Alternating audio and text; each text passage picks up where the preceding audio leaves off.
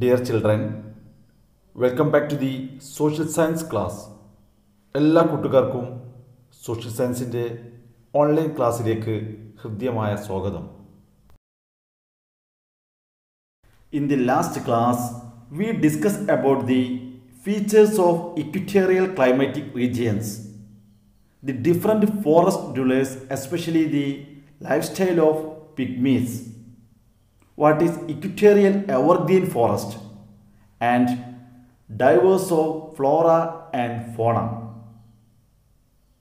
കുട്ടികളെ, കഴിഞ്ഞ ക്ലാസ്സിൽ നാം പഠിച്ചത് മധ്യമേഖല കാലാവസ്ഥാ പ്രദേശത്തിൻ്റെ സവിശേഷതകൾ എന്തൊക്കെ, അതുപോലെ അവിടെ കാണപ്പെടുന്ന വിവിധ തരം ട്രൈബൽ ഗ്രൂപ്പ്സ് അഥവാ ഗോത്രജനത അല്ലെങ്കിൽ ആദിവാസി വിഭാഗങ്ങൾ ആരെല്ലാം, പ്രത്യേകിച്ച് പിഗ്മീസിൻ്റെ ലൈഫ് സ്റ്റൈലുകൾ എന്തൊക്കെ, അതുപോലെ നിത്യഹരിത വനങ്ങൾ എന്നാൽ എന്ത്, അതുപോലെ തന്നെ മധ്യമേഖല കാലാവസ്ഥ പ്രദേശത്ത് ജീവിക്കുന്ന പ്രധാന ജന്തുക്കൾ ഏതെല്ലാം, അതുപോലെ തന്നെ പ്രധാനപ്പെട്ട സസ്യജാലങ്ങൾ ഏതെല്ലാം, ഇവയായിരുന്നു കഴിഞ്ഞ ക്ലാസ്സിൽ നാം വിശദമായി ചർച്ച ചെയ്യപ്പെട്ടത്.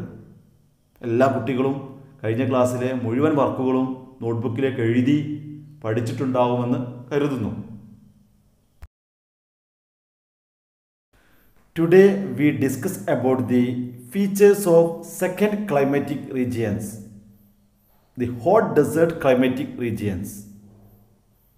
ഇന്ന് നാം ചർച്ച ചെയ്യപ്പെടാൻ പോകുന്നത് രണ്ടാമത്തെ കാലാവസ്ഥാ മേഖലയായ ഉഷ്ണമേഖലാ കാലാവസ്ഥാ പ്രദേശത്തിൻ്റെ പ്രധാന സവിശേഷതകൾ ഏതൊക്കെ, അതുപോലെ അവിടെ കാണപ്പെടുന്ന പ്രധാന ഗോത്രജനത അല്ലെങ്കിൽ ആദിവാസി വിഭാഗങ്ങൾ ആരെല്ലാം, അവരുടെ ജീവിത ശൈലികൾ എന്തൊക്കെ, അതുപോലെ അവിടെ കാണപ്പെടുന്ന പ്രധാന സസ്യ ജന്തുജാലങ്ങൾ ഏതെല്ലാം, ഹോട്ട് ഡെസേർട്ട് കാണപ്പെടുന്ന പ്രധാന വൻകരകൾ ഏതെല്ലാം, ഇവയെല്ലാമാണ് നമുക്ക് ഇന്നത്തെ ക്ലാസ്സിൽ വിശദമായി ചർച്ച ചെയ്യപ്പെടാനുള്ളത്.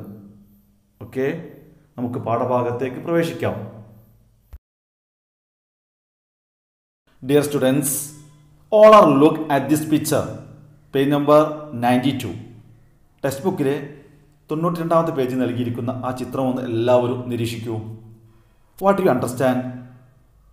എന്ത് കാര്യമാണ് നിങ്ങൾക്ക് ആ ചിത്രത്തിൽ നിന്ന് മനസ്സിലായത്? Yes, okay, ബുഷ്മൻസ്. ബുഷ്മൻ എന്നറിയപ്പെടുന്ന ഒരു ട്രൈബൽ ഗ്രൂപ്പ്സിൻ്റെ പിക്ചറാണ് നൽകിയിരിക്കുന്നത്. ആരാவது Bushman? The aboriginal tribes of Kalahari are known as Bushman. Kalahari മരുഭൂമിയിൽ കാണപ്പെടുന്ന ഗോത്ര ജനതയെയാകുന്നു ബുഷ്മൻ എന്നറിയപ്പെടുന്നത്.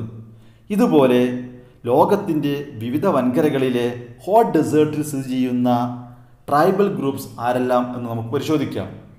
The Tuareg people of western Sahara, Bedouins of the Arabian desert, they are the inhabitants of the hot desert spread over the different continents of the world.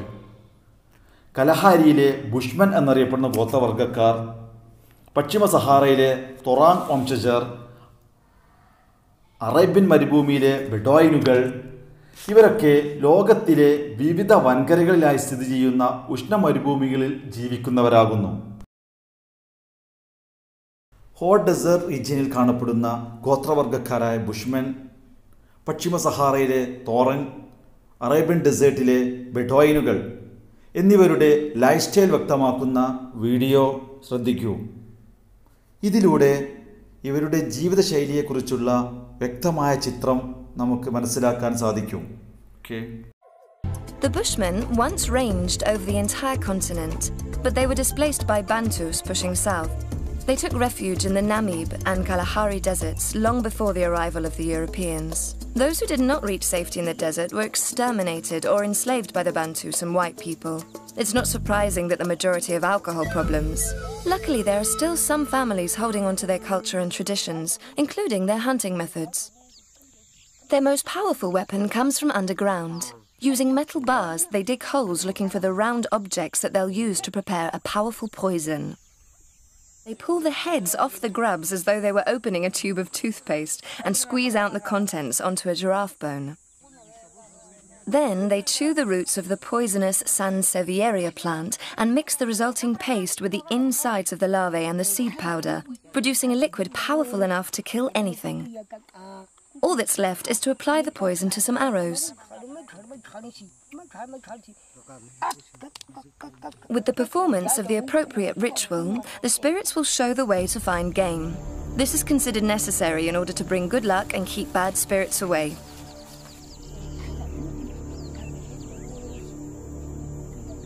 A good place to relax a bit and have a rub down.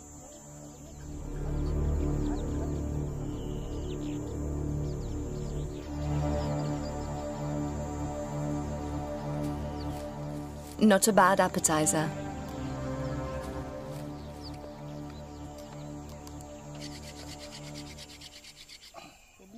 But why make a fire at this hour? Bad habits will catch up with you. But anyway, it's a modest place. This poor oryx has no idea what's in store for him.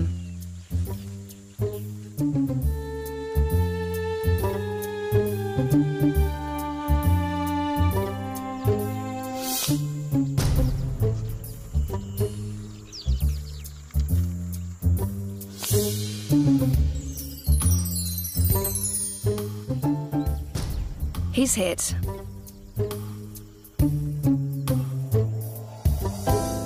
And he bites the dust.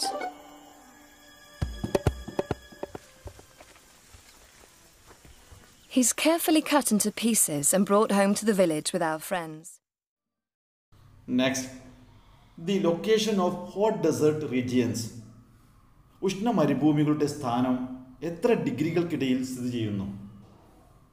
Answer: The hot desert are located along the western margins of continents on both the hemisphere between 20 degree and 30 degree latitudes. രണ്ട് അർദ്ധഗോളങ്ങളിലും 20 degree മുതൽ 30 degree വരെ അക്ഷാംശങ്ങൾക്കിടയിൽ പൊതുവെ വൻകരകളുടെ പടിഞ്ഞാറ് ഭാഗത്താണ് ഉഷ്ണമരുഭൂമികളുടെ സ്ഥാനം. Okay. Next, with the help of an atlas, complete the table by identifying the continents where the hot desert are located. ഉഷ്ണമരുഭൂമികൾ സ്ഥിതി ചെയ്യുന്ന വൻകരകൾ അറ്റ്ലസിൽ നിന്ന് കണ്ടെത്തി പട്ടിക പൂർത്തീകരിക്കുക. താഴെ നൽകിയിരിക്കുന്ന ലോകത്തിലെ പ്രധാന ഉഷ്ണമരുഭൂമികൾ, അതുപോലെ തന്നെ അത് ഏതെല്ലാം വൻകരകളിൽ സ്ഥിതി ചെയ്യുന്നു എന്ന് നമുക്ക് പരിശോധിക്കാം. First, Sahara. ലോകത്തിലെ ഏറ്റവും വലിയ മരുഭൂമിയാണ് സഹാറ മരുഭൂമി. അത് സ്ഥിതി ചെയ്യുന്നത് ആഫ്രിക്കൻ കോണ്ടിനെൻറ്റിലാണ്. Second, Kalahari. കലഹാരി എന്ന മരുഭൂമി സ്ഥിതി ചെയ്യുന്നത് African continent. Third, Arabian desert. Arabian മരുഭൂമി സ്ഥിതി ചെയ്യുന്നത് ഏഷ്യൻ വൻകരയിലെ വ്യത്യസ്ത രാജ്യങ്ങളിലാകുന്നു അറേബ്യൻ ഡെസേർട്ട് സിറ്റുവേറ്റ് ചെയ്യുന്നത്. അതുപോലെ താർ ഡെസേർട്ട്, ഏഷ്യ. ഇന്ത്യയിലെ ഏക മരുഭൂമിയാവുന്നത് താർ മരുഭൂമി. അതുപോലെ great Australian desert situated in Australian continents. അതുപോലെ അറ്റക്കാമ സ്ഥിതി ചെയ്യുന്നത് സൗത്ത് അമേരിക്ക, തെക്കേ അമേരിക്കയിലാവുന്നു അറ്റക്കാമ മരുഭൂമി കാണപ്പെടുന്നത്. And last, Mojave, North America, വടക്കേ അമേരിക്കൻ ഭൂഖണ്ഡത്തിലാവുന്നു മൊഹേവ് എന്ന് പറയുന്ന മരുഭൂമി കാണപ്പെടുന്നത്. ഇവയെല്ലാമാണ് ലോകത്തിലെ ഏറ്റവും പ്രധാനപ്പെട്ട ഉഷ്ണമരുഭൂമികളും സ്ഥിതി ചെയ്യുന്ന വൻകരകളും.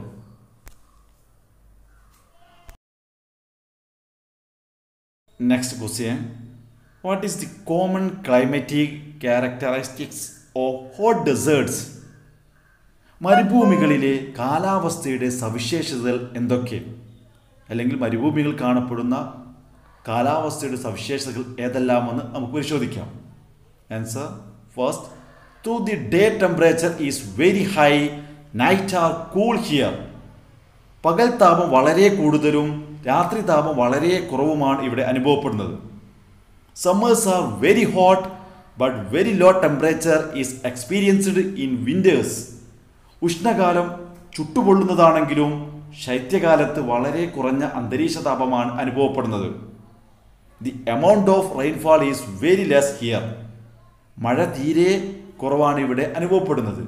ഇവയെല്ലാമാകുന്നു മരുഭൂമികളിലെ കാലാവസ്ഥയുടെ പ്രധാന സവിശേഷതകൾ. Next, what are the common vegetations are seen in drylands? ഉഷ്ണ മരുഭൂമികളിൽ കാണപ്പെടുന്ന പ്രധാന സസ്യജാലങ്ങൾ ഏതെല്ലാം? Answer: cacti, acacia, etcetera from the common vegetations in these drylands.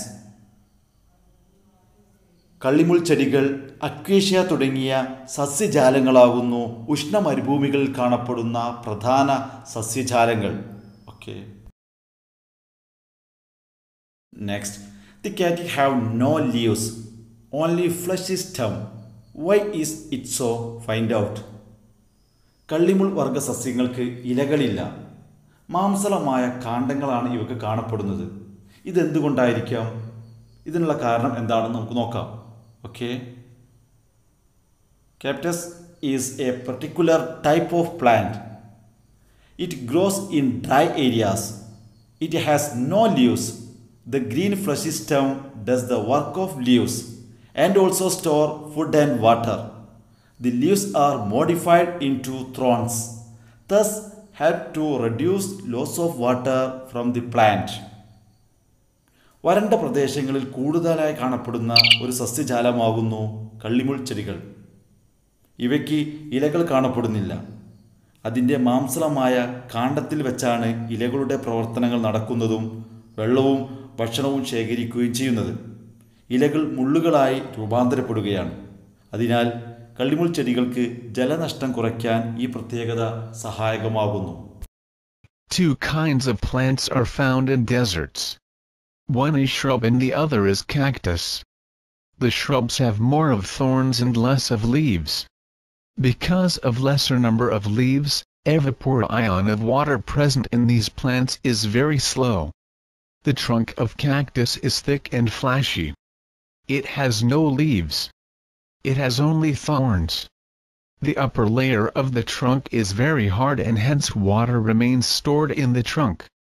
In some cacti, the ends of the thorns are pointed towards the earth. The dewdrops deposited on these ends fall on the earth and thus moisture is maintained below the cacti. Their roots are also spread far and wide inside the earth. After long dry. ഇനി hot ഡെസേർട്ടിൽ കാണപ്പെടുന്ന importance ആയ അനിമൽസുകളും സ്പീഷീസുകളും ഏതെല്ലാം എന്ന് നോക്കാം. Answer: camel's, donkeys, horses, foxes, snakes, scorpions, lizards, etcetera from the ഫോണ here. ഉഷ്ണമരുഭൂമികളിൽ കാണപ്പെടുന്ന പ്രധാന ജന്തുജാലങ്ങളാകുന്നു ഒട്ടകം, കുതിര, കഴുത, കുറുക്കൻ, പാമ്പുവർഗ്ഗങ്ങൾ, തേൾ, പല്ലിവർഗ്ഗങ്ങൾ തുടങ്ങിയവ ഇതിൽ പ്രധാനപ്പെട്ടതാകുന്നു. What are the major livelihood of the aboriginal tribes of the hot deserts? Hot ഡെസേർട്ടിൽ കാണപ്പെടുന്ന ഗോത്ര ജനതയുടെ പ്രധാന ജീവിതോപാധി ഏതെല്ലാമെന്ന് നമുക്ക് പരിശോധിക്കാം. അല്ലെങ്കിൽ അവരുടെ ജീവിതമാർഗം ഏതെല്ലാമെന്ന് നമുക്ക് നോക്കാം. Answer: hunting and cattle rearing is the major livelihood of the aboriginal tribes of the hot deserts. വേട്ടയാടലും കന്നുകാലി വളർത്തലുമാണ് ഉഷ്ണമരുഭൂമികളിലെ ഗോത്രവർഗ വിഭാഗക്കാരുടെ പ്രധാന ജീവിതോപാധി. കൂടാതെ meat, milk, millets, dates etcetera from their dates. മാംസം, പാൽ, തിനവിളകൾ, ഈന്തപ്പഴം തുടങ്ങിയവയാണ് ഇവരുടെ പ്രധാന ഭക്ഷണം. ഓക്കെ. നെക്സ്റ്റ്, ഒരു ടെക്സ്റ്റ് ബുക്കിൽ ക്വസ്റ്റ്യൻ നൽകിയിട്ടുണ്ട്. Agriculture is sparse in hot desert why? ഉഷ്ണമരുഭൂമികളിൽ കൃഷി പൊതുവെ കുറവാണ്. എന്തായിരിക്കും അതിനുള്ള കാരണം? Answer: it is because the presence of scarcity of water and infertile soil. മരുഭൂമികളിൽ ജലലഭ്യത വളരെ കുറവായിരിക്കും. നമുക്കറിയാം, കൃഷിക്ക് ഏറ്റവും പ്രധാനമായി വേണ്ടത് ജലമാണ്. അതുപോലെ തന്നെ ഇൻഫെർട്ടൈൽ സോയിൽ, ഫലപുഷ്ടമല്ലാത്ത മണ്ണും. ഈ കാരണങ്ങളാകുന്നു ഉഷ്ണമരുഭൂമികളിൽ കൃഷി പൊതുവെ കുറയാനുള്ള കാരണം. Next topic, what is oasis? മരുപ്പച്ചകൾ എന്നാൽ എന്ത്? Answer. Oases are the places where water is available in hot deserts. Plants, animals, and human habitations are largely concentrated in and around these water bodies. എന്തെന്നാൽ മരുഭൂമികളിലെ ജലലഭ്യമായ പ്രദേശങ്ങളെയാണ് മരുപ്പച്ചകൾ എന്ന് വിളിക്കുന്നത്. ഒറ്റപ്പെട്ടു കാണുന്ന ഈ ജലാശയങ്ങളെ ചുറ്റിപ്പറ്റി സസ്യങ്ങളും ജന്തുക്കളും ജനവാസ മേഖലകളും കൂടുതലായി കാണപ്പെടുന്നു. ഒയാസിസിൻ്റെ ഒരു വീഡിയോ ശ്രദ്ധിക്കൂ. ഇതിലൂടെ നിങ്ങൾക്ക് കൂടുതൽ കാര്യം മനസ്സിലാക്കാൻ സാധിക്കും. Hello there everybody, Lord Spoda here. Now I ran across this on the internet and it is one of the coolest looking places I have ever seen. It's an oasis located in the middle of one of the driest deserts on earth. It's called Huacachina and it's in Peru. The oasis is nestled around a lagoon and is home to 96 people. And yes, you can visit. There is a hotel there. The story behind the oasis is that a Incan princess was bathing there and a young hunter chanced upon her. When she fled, the water she was bathing in became the lagoon. This place looks like one of the most relaxing places on earth, rivaling those places in the South Pacific like Tahiti or Bali. And it's not too far out in the middle of nowhere. You can see the Peruvian city of Ica in the background. ഇനി നമുക്ക് hot ഡെസേർട്ടിലെ ജനവാസ മേഖലകൾക്ക് ഉദാഹരണം ഏതൊക്കെയെന്ന് നോക്കാം. Example, the Nile river basin in Africa is an example for regions with permanent settlements in hot deserts. ഉഷ്ണമരുഭൂമികളിലെ സ്ഥിരം ജനവാസ മേഖലകൾക്ക് ഉദാഹരണമാകുന്നു ആഫ്രിക്കയിലെ നൈൽ നദീതടം. ഇനി നൈൽ നദീതടത്തിലെ മുഖ്യ മനുഷ്യ പ്രവർത്തനങ്ങൾ അഥവാ അവിടുത്തെ മുഖ്യ കൃഷികൾ ഏതൊക്കെയെന്ന് നോക്കാം. Answer. Agriculture and animal rearing are the major human activities in the Nile basin. Wheat, maize, fruits, vegetables, cotton, etc. are the major agricultural crops here. കൃഷിയും കന്നുകാലി വളർത്തലുമാണ് നൈൽ നദീതടത്തിലെ മുഖ്യ മനുഷ്യ പ്രവർത്തനങ്ങൾ. കൂടാതെ ഗോതമ്പ്, ചോളം, പഴവർഗ്ഗങ്ങൾ, പച്ചക്കറികൾ, പരുത്തി എന്നിവയാണ് പ്രധാന കാർഷിക വിളകൾ. Okay. Next, Egypt the gift of Nile. ഈജിപ്തിനെ നൈലിൻ്റെ ദാനം എന്ന് വിളിക്കാനുള്ള കാരണം എന്താകുന്നു? Answer. Egypt is aptly called the gift of Nile. Most regions here are deserts. The only exception is Nile basin. The Nile basin has not only witnessed the emergence of the early civilization, but also provides water and fertile soil, which enables to agriculture in the country. The Nile Basin is one of the most densely populated areas in the world. Nile is also described as the lifeblood of Egypt. എന്തെന്നാൽ ഈജിപ്തിനെ നൈലിൻ്റെ ദാനം എന്ന് വിശേഷിപ്പിക്കുന്നത് മതിയായ കാരണങ്ങളുണ്ട്. കാരണം Nile നദം ഒഴികെ മറ്റ് പ്രദേശങ്ങളെല്ലാം മരുഭൂമിയാണ്. പ്രാചീന സംസ്കാര പിറവിക്ക് സാക്ഷ്യം വഹിച്ചു എന്ന് മാത്രമല്ല, ഈ രാജ്യത്തെ കൃഷിയോഗ്യമാക്കുന്നതും നൈൽ നൽകുന്ന ജീവജലവും ഫലപുഷ്ടമായ മണ്ണുമാണ്. ലോകത്തെ ജനസാന്ദ്രമായ മേഖലകളിൽ ഒന്നാണ് നൈൽ തടം. നൈലിനെ ഈജിപ്തിൻ്റെ ജീവരക്തം എന്നും വിശേഷിപ്പിക്കുന്നു. ഓക്കെ. ഇനി നമുക്ക് ഹോട്ട് ഡെസേർട്ടിൻ്റെ മറ്റൊരു സവിശേഷത പരിശോധിക്കാം. Most of the hot deserts are rich in mineral deposits. The mining of these minerals led to the development of these regions. ധാതു നിക്ഷേപങ്ങളിലെ ഖനന പ്രവർത്തനങ്ങൾ ഈ പ്രദേശങ്ങളുടെ വികസനത്തിന് കാരണമായി. The development attracted the people from other parts of the world.